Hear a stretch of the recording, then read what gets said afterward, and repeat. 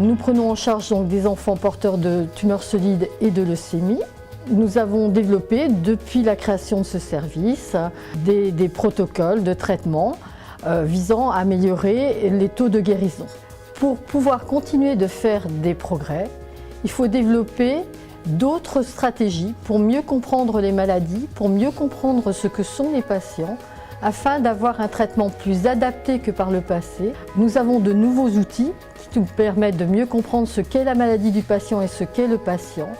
Et nous développons à l'heure actuelle des programmes de médecine personnalisée, de médecine de précision qui nous permettront, nous l'espérons, d'apporter les solutions aux patients que nous ne pouvons pas guérir à l'heure actuelle et d'autre part peut-être de développer des protocoles thérapeutiques qui induiront moins de séquelles qu'auparavant.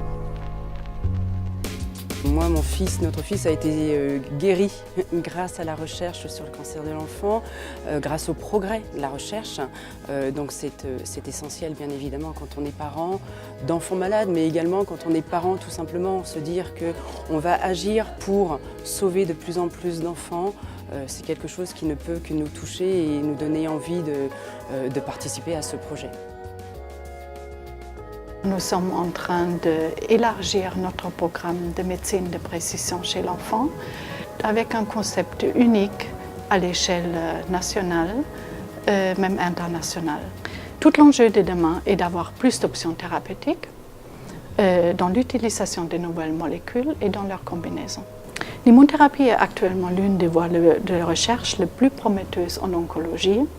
Elle consiste à stimuler le système immunitaire par différents traitements afin de lui permettre de combattre des cellules tumorales. Il s'agit donc de révéler le système immunitaire face au cancer. Différentes thérapies novatrices permettent d'y parvenir. Gustave Roussy participe activement au développement de l'immunothérapie en cancérologie. Des résultats spectaculaires ont été rapportés dans les pathologies des adultes et nous sommes actuellement témoins dans les premiers succès aussi chez l'enfant. Le parrainage est un facteur essentiel et très précieux dans notre approche de recherche. Ce n'est pas seulement votre soutien financier, mais surtout aussi le fait de savoir que vous souhaitez avancer avec nous dans notre combat contre le cancer.